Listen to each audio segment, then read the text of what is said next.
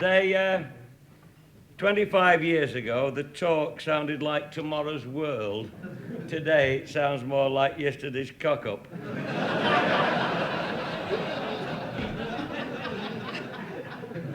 Now, let's have a look what we've got in the bag of tricks down here. Ah, that's nasty. Look at that. There's a bloody mess for you. 18 months ago, that was a perfectly good, functional .38 revolver. Then one of the chaps started reading the leaflets. Put out by ICI, DuPont, Dynamit Nobel, and all the other firms that manufacture propellants, explosives, and ammunition. And reading the leaflets, he read there that bulleted rifle powder and pistol powder burnt slower than shotgun powder, because shotgun powder is only shoving an ounce and eighth of shot up a smooth bore barrel. Whereas with bulleted rifle powder, the bullet's got to engage in the rifling, and if the powder burns at the same speed, you get a quick pressure curve. And instead of the bullet coming out the end of the barrel, the bolt comes back, goes in the side of your chops, and sticks out the back of your bloody neck. But being a clever little swine, he thought, I know what I'll do. My pistol has only got a short barrel, so I'll load my pistol cartridge with shotgun powder, and the bullets will come out faster. They did, but they came out bloody sideways. And now all he is left with is that lot and one large domestic finger on his right hand. And even that is badly swollen. Now then, well, the sporting gentry amongst you, the ordinary 12-bore cartridge. That's an 8-bore cartridge. It's bigger, as you'll notice, and fatter, and there's more shot in it and more powder. And there's more of a bloody thrutch when you pull the trigger of an 8-bore shotgun with one of those up the spout. And if you get a double-barreled 8-bore with 2 of those on, and you pull both triggers by mistake, it is rumoured it can interfere with your sex life. No. We've got one daft old bugger still using these near us. And he's 78 years of age now, and I said to him, Samuel, how have you got away with it all these years? Because his proud boast is the gun has never broke his shoulder. He said, well, I'll tell you, young fella. He said, if I get applied to Gase, come on my field, I load up Benjamin J. Pugh with 2 of these, but always wrap both arms round the gatepost for a loose it off. And after 42 years of that, he shook the bloody gatepost loose.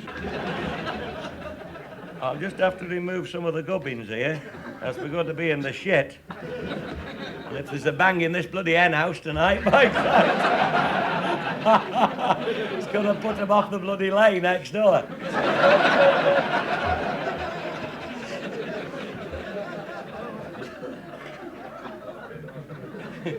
But I have come at great personal expense tonight from the bloody swamps of Sandbach, Elworth. I live on the second floating swamp, the other side of Sandbach.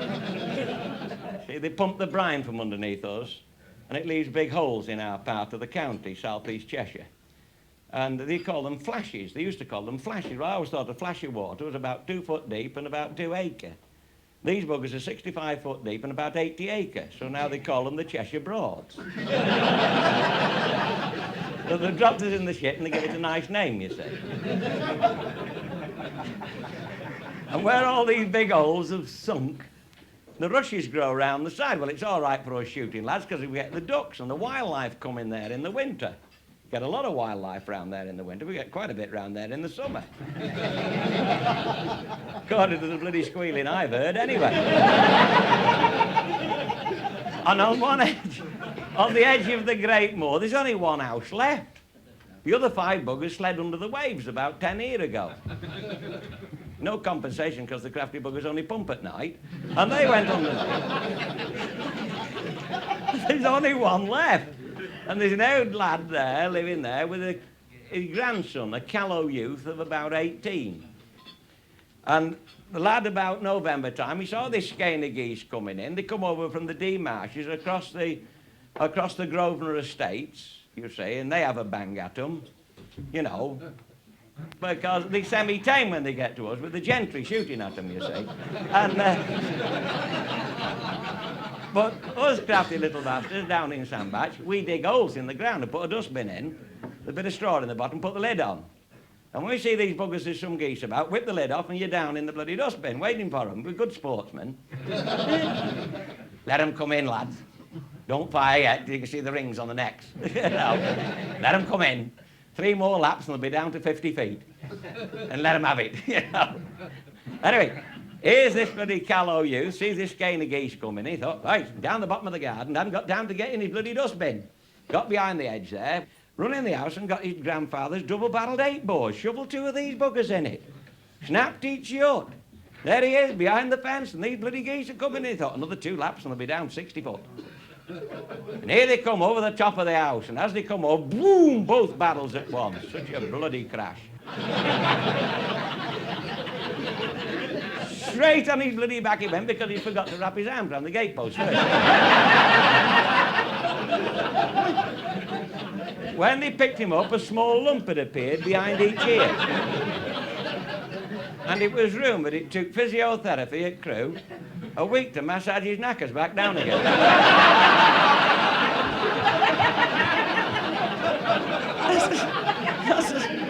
That's the sort of thing you bloody get. So now you see the value of the 8-bore shot cartridge. Now, I have actually seen a 4-bore elephant gun, rifled from breech to muzzle. The bullet weighed 1/4 pound. 1/4 pound, the bullet alone, a big Diabolo bloody thing, because it was only propelled with black powder. So you didn't get the velocity, so you've got to give them a fair bloody sog with something heavy, you see. The 1/4 pound with about lead coming at it with 2 ounces of bloody black powder behind it, you know. My Christ, it rattles your front teeth, that bad. And this is how they used to stand. And then you read in the big game hunting books, these double barrel, I saw one, it weighed 30-pound weight. Of course, you got a shower of native porters to carry the bastard. You can't get them now, they're all on the buses in Wolverhampton. He got this bloody thing, and you see these old prints of the big white hunters standing there, firing one of these bloody things, and the bloody effluent's only about 30 yards away, a charging bull elephant. Of course, ever likely, because as soon as he pulled the trigger, he couldn't see the bugger. The smoke. It did a lot for your nerves. Plump, and this great sogging lump of lead had hit it in the forehead, and it sank to its knees, and the object of the exercise was you step smartly up to it and put the next one down his bloody ear hole before he could get up again. What a way to go shooting. Well, these days you've got nitro powders, the bullets come out a damn sight faster, and there's more foot-pounds energy. On the 3-inch flange, Holland and Holland 450, the striking energy of the bullet is 4,500 foot-pounds. I once fired one at one of these 303 falling plates on a range. You know, they put the plates up and you sit in with a 303 bullet and knock the buggers down. I fired one of these, 3-inch flanged at one of them. It hit the plate, it went and disappeared over the top of the bloody banking. Woo! So we said, get that bloody thing off our range, you know. But, as I was going to tell you, they're the sort of things that interest me, some of these old arms and whatnot. And then you get people with these bloody great cannons they get there. I once went out with the chap up the bloody creek, all right, Wells Creek it was, many years ago. And he's got a punt gun there. And we got in this punt, and he lay in the front of it with this bloody great cannon, which he loaded with black powder and 1.25 pounds of BB shot, and rammed the bloody lot down. And he had, cocked this thing. He got the bloody old a cap on, and this bloody great hammer at the back, and a piece of string in his teeth, lying down. And I had a pair of these paddles, and he had to lie down and paddle it along up this creek. And when he got part way, this is in the morning, freezing to bloody death. Oh, it's bloody cold. And the ducks are on the water. Then all of a sudden he says, clap the side, clap. And these buggers are running with this string, boom, and this bloody cloud of smoke, And I thought, oh, Christ, we're in here. 30 seconds, we killed 2 bastards. Yeah, 2! 1.25 pounds of bloody BB, and he shot us, and they couldn't have done better with a bloody 410. Bloody hell. Frighten them all to death. Now, If you look in this little box here that I've got here, I've got some stupid ammunition. Look at the size of that bugger.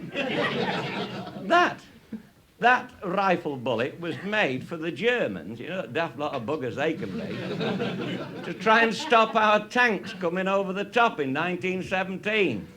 So they made the Mauser rifle bigger, put about a half-inch bore in it so they could shove them in.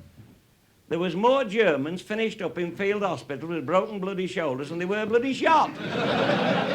Knocked shit out the lot of them, it did. And anybody that's fired a boy's anti-tank rifle know what that's like, and that bugger's padded, they weren't. Here's another bit of bullshit. Look at this one here. Now, this was issued to the Home Guard. Actually issued this during the war to the Home Guard to stop enemy parachutists. A bloody lead ball in a 12-ball. Constantly dangling down and shoot, get one of them up your arse. I tell you what, you'd never hit a bugger with it. They bloody fly anywhere. It's all shaped. But then they talk about the Geneva Convention. All bullets fired at the end have got to be coated either with a copper coating or a cupro-nickel envelope. That's pure bloody lead.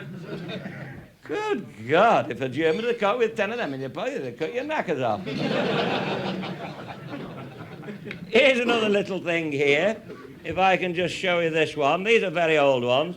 We used to get these when I was in the Air Force for clay pigeon shooting. We were all rotten bloody shots, but being aircrew, we were going to shoot at moving targets, so they give you this. The Ely rocket cartridge, loaded with number 7 shot, but inside there's an incendiary pellet.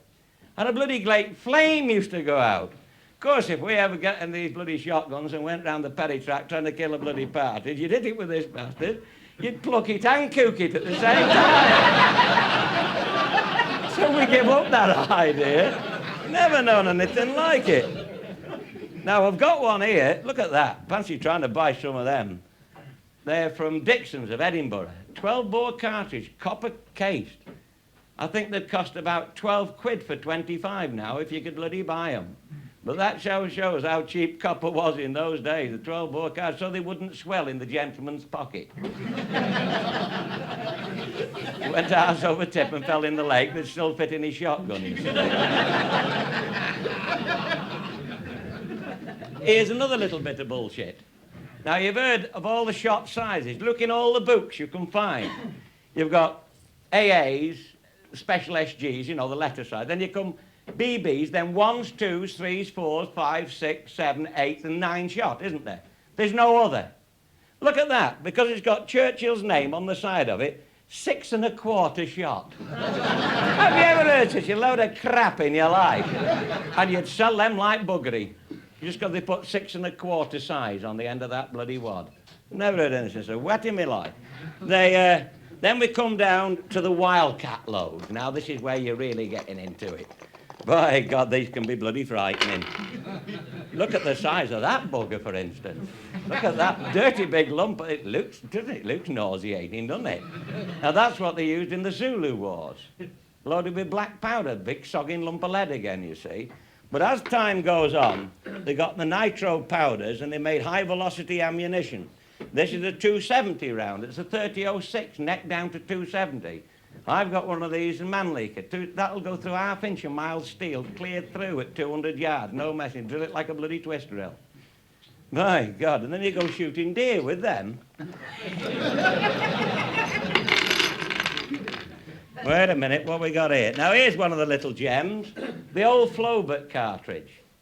See that little bugger? A 2.2 full of shot in a paper case. There's more haystacks been burnt down with them than anything.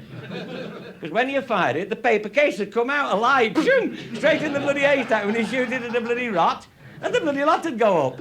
To smoulder for a bit, then they start burning, then they set the bloody haystack on fire. French again, of course it would be.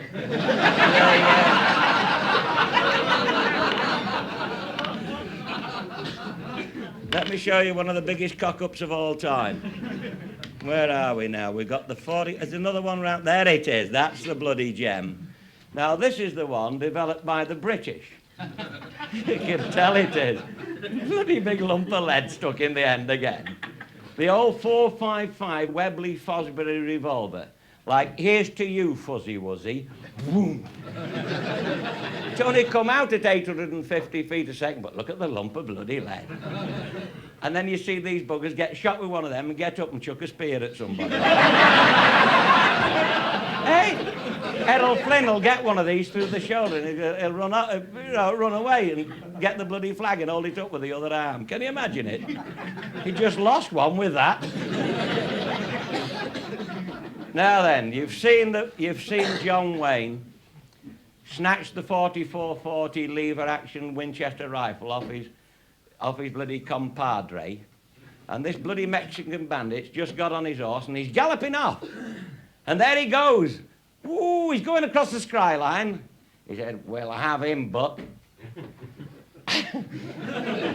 That is the bloody cartridge that the 4440 Winchester carbine takes. There's 44 grains of powder in it and a bloody big fat bullet. The ballistics are all cocked up. And he just goes, boom, and then you wait, and this fella suddenly falls off his horse, bloody stone dead. You try and hit anything with that at 250 yards. It drops 3 feet 6.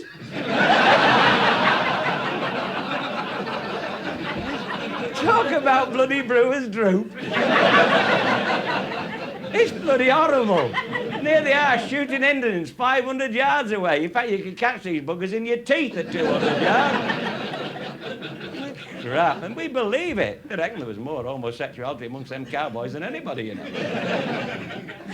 And if you took a look at the real picture of Calamity Jane, you'd bloody know why and all.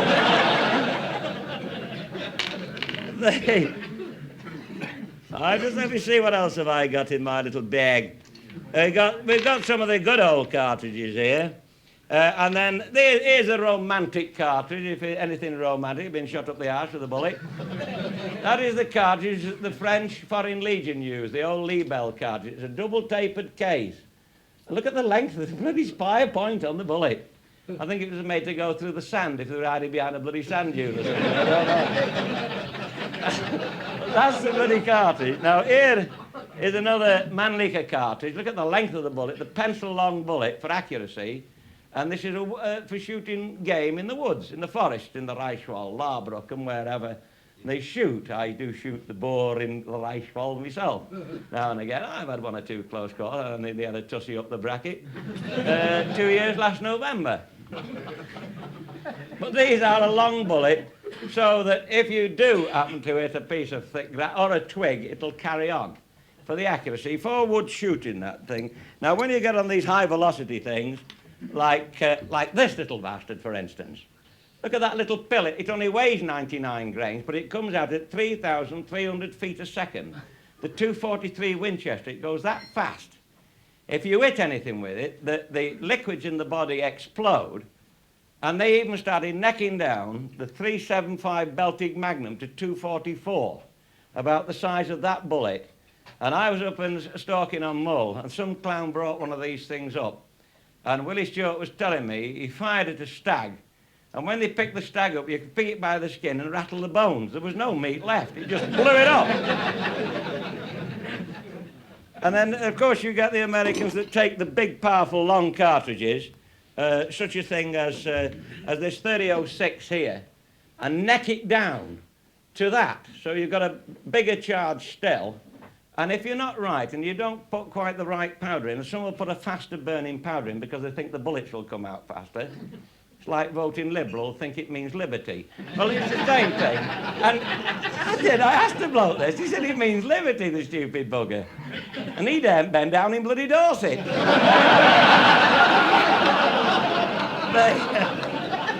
Got this thing. You can imagine.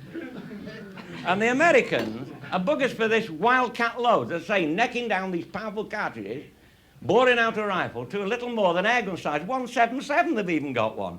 Down to 2.2 and 2.43, but putting this bloody big charge behind it. And it doesn't always work. They lost, I think it was 17 of their nationally known hunters last year being hoisted with their own petard. One of them shot a white-tailed buck that was standing 50 yards behind him with a bolt of his own rifle.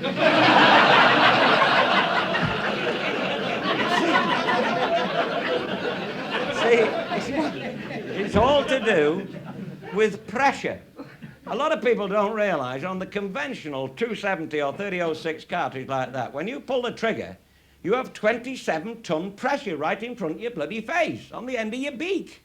27 ton, and there's only that bloody bolt stopping it coming this way. I say, he shot that white-tail buck 50 yards behind, never ate any of the venison because he took all his bloody teeth with it.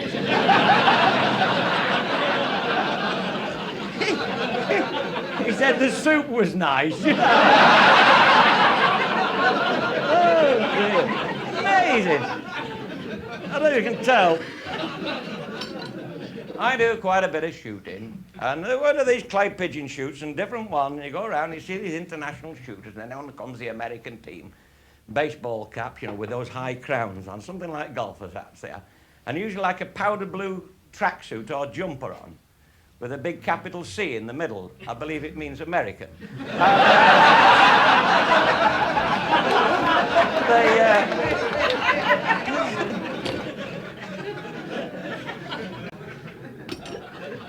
We had one back at the sandbacks there the other week. They used to breed these, well, they still do, breed these very good Labradors. Got a load of black uns and yellow uns. I had one off of years ago, bloody good gun dogs were, these light-boned yellow labs. Then she started with these big black uns. These big heavy buggers, you know, you've got to pull them out the shit if they go in for a duck. You've got to carry the bloody dog and the duck. And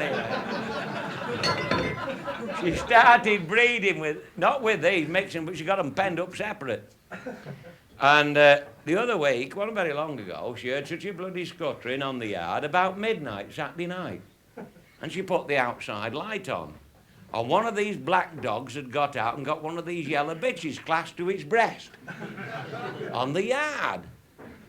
And she flew into a panic, thought, well, I can't have them mixing up because you don't know what colour they could be. Gingerbread or bloody chocolate or anything, see? And she got half a bucket of water and chucked it over the dog and it just shook its head and took the bloody dog. Okay. Well, would you if you'd been penned up the same way? Anyway. In a bloody great panic, she rang the vet. She rang the vet, 5 mile away. 1:45 Sunday morning, they says. Oh, master, she says, I've got 2 of my animals fast on the yard. Whatever shall I do? And he's just out of bed rubbing his eyes, you see. He said, oh, chuck a bucket of water over the buggers. She said, I've tried that, master. He said, does it work? She says, no. He said, well, we'll get a big stick and leather the dog and that'll soften him off a bit and he'll get him separated. She said, I've tried that, master. He said, does it work? She said, no. He said, well, at 1:45 Sunday morning, put your receiver down and I'll ring you back. She said, will that do it? He said, it just worked for me.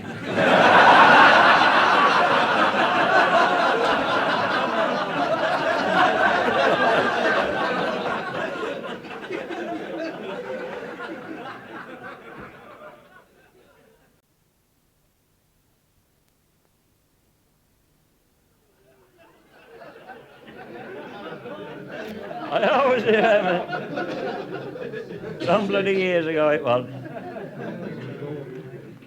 I was shooting down at Bar Hill at Witchett. We used to go shooting the rabbits in those good old days when they used to go round with the bloody binder. And they cut the bloody corn, you know, and chuck these bloody stooks out at the side and one thing and another. And as the bloody patch got smaller, the rabbits had come scuttering out. And we used to wait for the buggers coming out with shotguns. There weren't more buggers shot than there were. Because you'd be in a ring round this, and you always to move in a few more yards, you know. And I always remember at this place, they got a bloody German there. And he said, come on, Gerhard, come and shoot a rabbit. Or the Germans call it der Kaninchen. It's very difficult, the German language. I had to study that for 18 months about. 6 years ago when I put in for my German hunting license and had to go and give a talk in what they call the Jägerhof in Weeze. I stood up and there was my friend, the Oberstforstmeister. And what did I do? I stood up all excited, all Horstesch and the bloody German Jägers were all there. I said, good Herren, guten Abend. Here's meine friend, the Oberstgruppenführer. And there's Verster sliding under the table going, saying, that is SS! That is SS! Bloody hell! She wouldn't have got me bloody licence. Anyway, this lot goes on, and we were shooting up on up at this place at Bar Hill, Henry Bebb. So I said, come on, Gerhardt, come. And he got this bloody shotgun. He stood next up, just up from me. And this rabbit shot out the corn straight towards him, and he's up with this bloody gun. And he let the little bugger run under his gun, and bang, and a clod of earth behind its arse. Its eyes are here. And the wind was blowing from the rabbit to us, so it kept on, straight towards him. And he gave it the other bloody battle, same thing again. By God, good job he didn't hit it with the second bastard. It'd been a lead pudding. Bang! Straight behind, and it runs straight between his legs. And somebody shouted, no wonder you were taken bloody prisoner.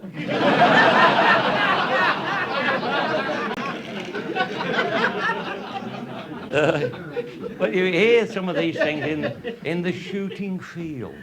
After you've drawn your bloody place and one thing and another. And there they were, all ranged out round this wood. And there was myself and a friend of mine, Bobby from Congleton, and they got the old family retainer in front, in between us, and we were beating this wood. And you know how it is, about 4 o'clock in the afternoon, and it was drizzling, bloody miserable, and we were going through these bloody brambles. They were tripping up, we were going arse over tip, and going, yay, knocking the bloody trees, and bugger all was getting up. And the cry went up at the end of the wood, come here, Puffer. Bloody Puffer. Come here, Puffer. Oh, Puffer's run away again. Digby, whatever shall we do?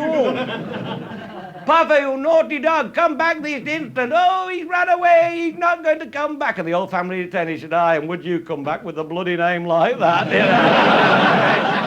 Bloody hell, they're old-fashioned buggers, though.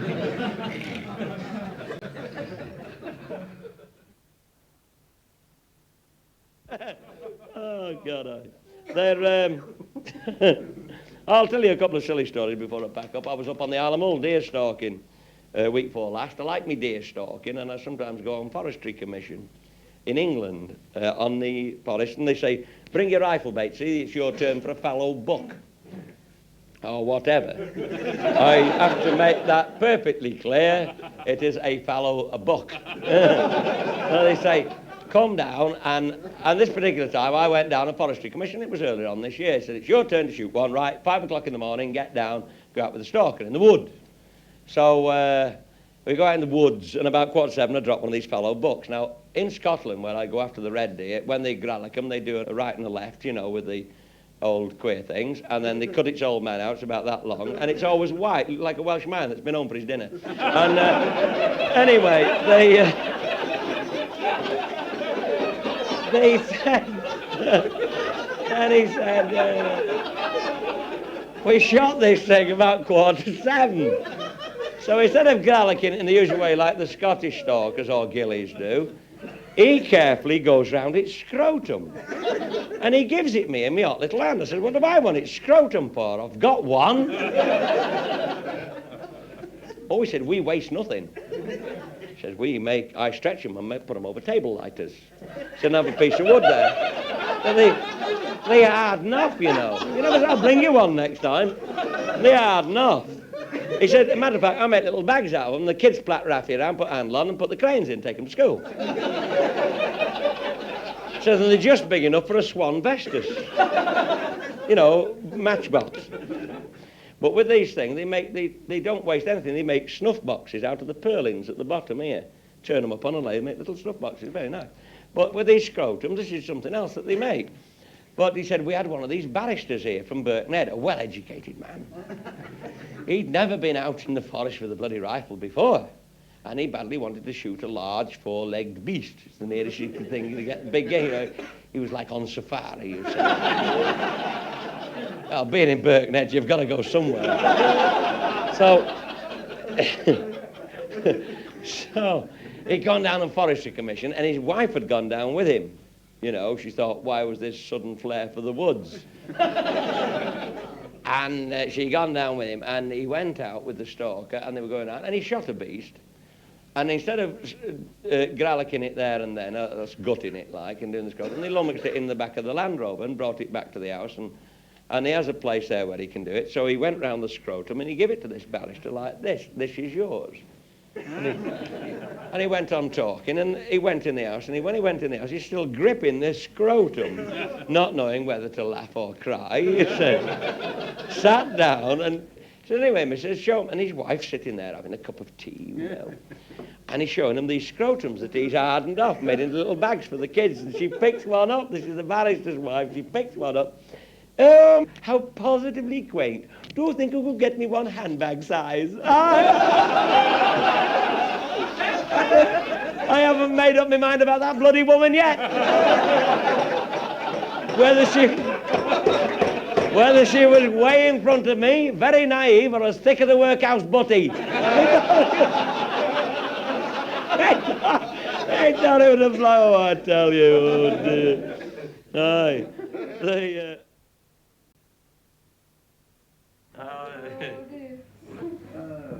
Well, I have a friend who is an Irish doctor, and he was telling me a story once, and he does a lot of shooting, clay pigeon shooting, and I do, and that's where I met him, you see, in the first place. And he said he'd been invited to one of these shoots, you know, in the county, you see.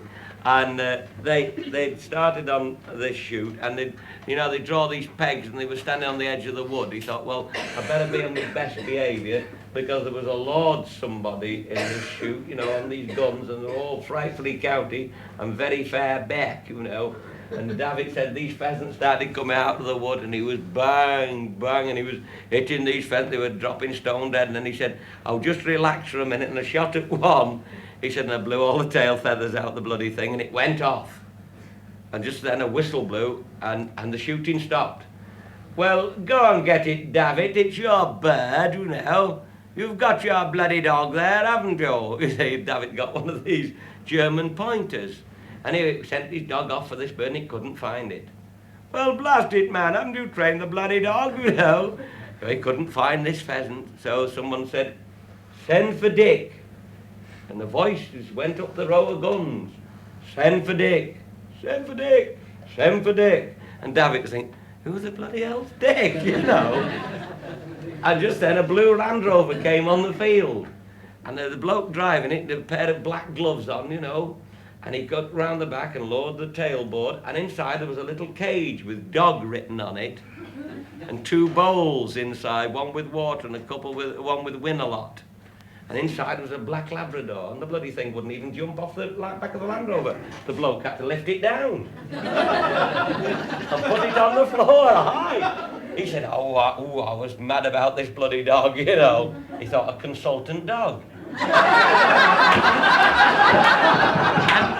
And the other dogs went to it, and it just went, like it wouldn't interfere with any of the other dogs, have nothing to do with them. And he said, find it, Dick. And David was thinking, I hope that bloody hell it doesn't find it, you know. Find it, Dick. And Dick went off. And a little later, he heard a bit of a yap, and it come back, and he got this pheasant. And this fellow just lifted it up. Well, take it off now. And his man took it off, lifted the dog up, wiped its paws, and put it back in its cage and buggered it off. And they went on shooting, all right, come on, you know, and these pheasants coming over, bang. He said, and by God, a bit later, because it had upset him a bit, you see. And a bit later, he did the same thing again, wounded another one, and it went off behind some gorse. Stop, that's your bird again, David. Send your dog for it. So his dog went off for it, couldn't find the bloody thing. Send for Dick. So this blue Land Rover come on, the bloke lifts the dog down. Find it, Dick. So Dick goes off. And he's been gone about 5 minutes, and David thought, that's beat the bugger. He's not going to find it. And all of a sudden, yap, a couple of little yaps, you see. Well, Dick's found it, but he can't reach it. Go and find it, man. Go on, David, it's your bird. And when he got up there was a bloody ravine about 20 foot deep with a dirty little stream in the bottom and a dirty old clay bank, and he had to go down there and get the bloody bird and give it to Dick. He said, David said, I'm not going to one of those bloody shoots again. Bloody consultant dog. Wiping his paws. Oh, tell you, better looked after than I am.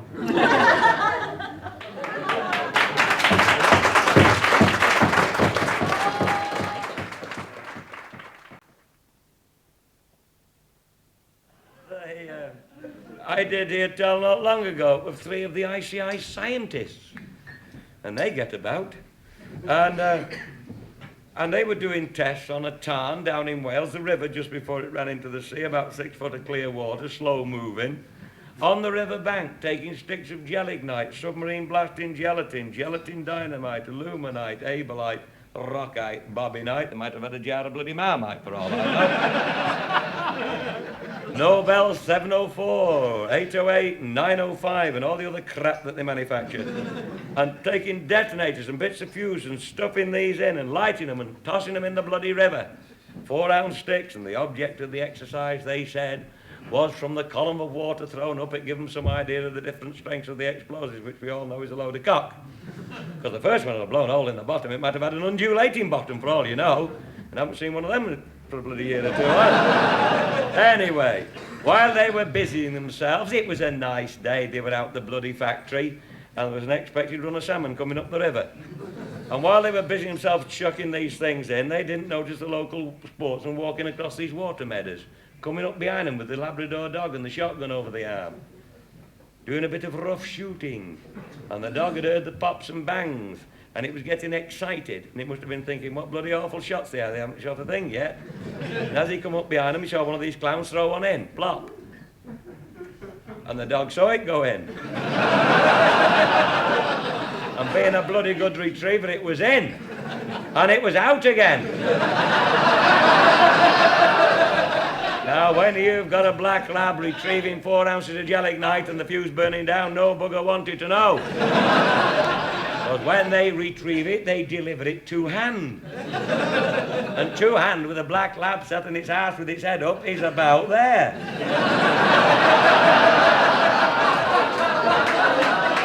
Which is about 5.5 inches from your knackers.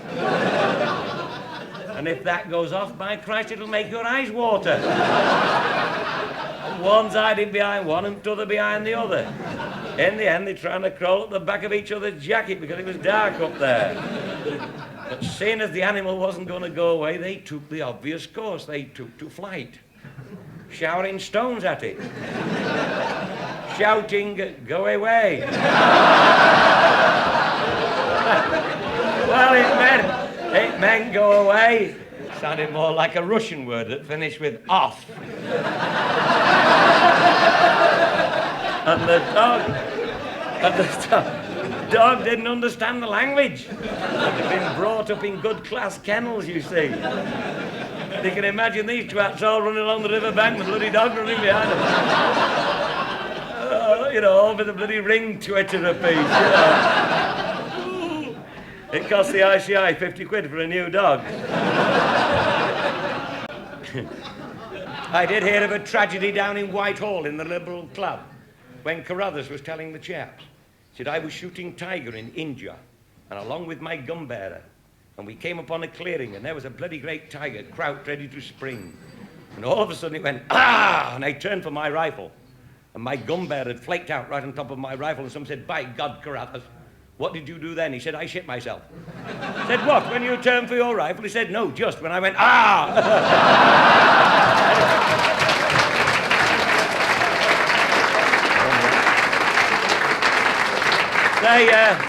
Member of Newport said to me once, he said, hey, young fella, he said, I could do with they up at my place. He said, I've got 5 tree stumps, he said, I want blowing up. I said, where are you, Mr. Newport? He said, I'm a tenant farmer under Lord Rock Savage. He says, you go up to Chumley Crossroads, turn left along the main road for Witches, you'll see my drive gate. He said, my farmhouse is 200 yards back in the field. So I went down the following Wednesday, knocked on the back door, and he come to the door, he said, glad to see thee. I said, where are they? He said, go down the end of the drive, through the gate, they're only 10 yards in the field across the main road. I said, well, if they're that close to the fence, one of your lads will have to come here help me stop the bloody traffic. Because if half underweight jumps over the fence and lands on some bugger's boot lid, they think that you think they're pinching it. It leads to an argument, it scratches the paint, and it's a hell of a job to get it out the boot. So he calls out Ezekiel or Jacob, all got biblical names. This bloody great youth come, he was bigger than his dad, he was about 6'7". And we're walking down the drive and I heard a bit of tooting going on, toot, toot, toot. I thought, that's a bloody hunting horn if I ever heard one. I said, are they hunting? He said, I don't think so. I haven't seen any horse boxes. Well, he should know. He could see over all the bloody fences anyway. He said there'd be cubbing in his lordship's cover back at me father's house. So I took no notice, walked across the road, dug the holes underneath, put the explosive on. I said, you get down the main road and don't let any bugger come past you. And he stood in the middle of the main road like this here, and nothing come his way. I lit the 5 bits fuse, dived through the edge, get 85 yards. Down here come the bloke from Beeston in one of those little Morris thousands, coming like the hammers of hell. And you're going, stop, you daft twat. And he slithered it up and put the bumper bar under my left kneecap. And stuck his head out and said, what are you standing in the middle of the road like that for? I said, I'm blowing up 5 tree stumps on the left-hand side of the road. I said, you go down there, you can get written off. Oh, he said, I want to see this. And he jumps out of the car. And he's looking over my shoulder. He said, hey, what's that there? What's that there? And round the back of old Newport Stackyard, straight down his drive, came a magnificent dog fox.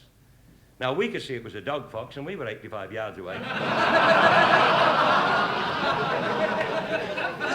Shot through the front gate, through the edge, and boom, the first tree root went up, and it must have lifted its brush up, because we heard this high-pitched yelp as it pissed off the Nan Twitch. And he said, that bugger won't be breeding next year. Then here come a pack of hounds, all yapping and striking down the drive, and boom, another bugger went, and they about turned and went back into the foothills of Cheshire. They don't like that. They don't like a clap of thunder. By Christ, they didn't like that. And here come the hunt, tally-ho, gone away, toot, toot, toot, down the bloody drive, and the other 3 went up. Now, that was one fence they weren't taking that morning. They were putting their feet down like ready money. Backpedaling. And they're not using Frodo yet, you know. I do believe they call it unhorsed. I call it chucked off. Those that were still riding them, some had gone to Witchet, some had gone back to Malpas. The fox had gone to Nantwich. One sweet young thing instead had all frightfully side-saddle. I don't think she'd had her coming out. She passed me with both legs round the horse's neck going to Beeston.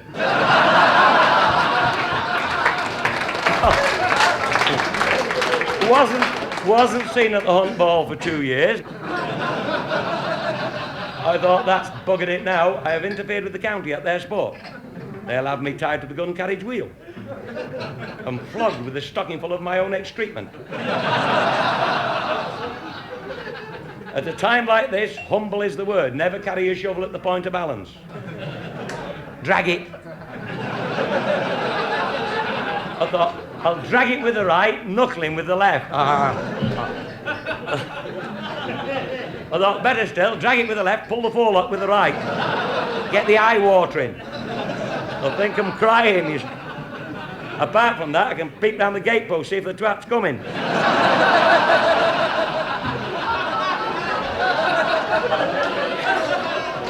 And here he come down the drive, the master. He was on the back of something that was never a bloody horse. Its arse wouldn't have got through that side of the bar there. Must have been 18.5 hands if it was inch. Big barrel-chested iron grey. Its feet was big as top of this bloody table. And he slithered the swine across the road at me, and he's pulling the bit back in its chops and aggravating. His bloody big feet are going up and down. And I'm sure I heard scales rattling. I thought, this twat's grabbed the dragon by mistake. I think his name was George. And the bugger was striking fire on the road. And if I get one of them on my welts, I'm crippled for life. And then I deigned to look up, and as I looked up, I looked straight up his left nostril. He could have stuffed one of those pint pots up it. And its brains were a dull yellow colour, all seething and working. The swine was thinking what to do next. And as I looked up, I saw his knee touch its flank like that there, give it a bit of a jab. And he whispered down its bloody big wattle, spit on the swine, Cuthbert. Bloody Cuthbert. Anybody think it was a pet tortoise, not a rampant dragon? Then it blew steam and snot all over me. And I deigned to look up again, and I could just see his face over its knowledge bump, and it was framed in these horses' ears. And he'd had his stirrup cup, and he'd had some bugger else's as well. It was purple, it was like a bloody gun sight. He was pissed in charge of a dragon.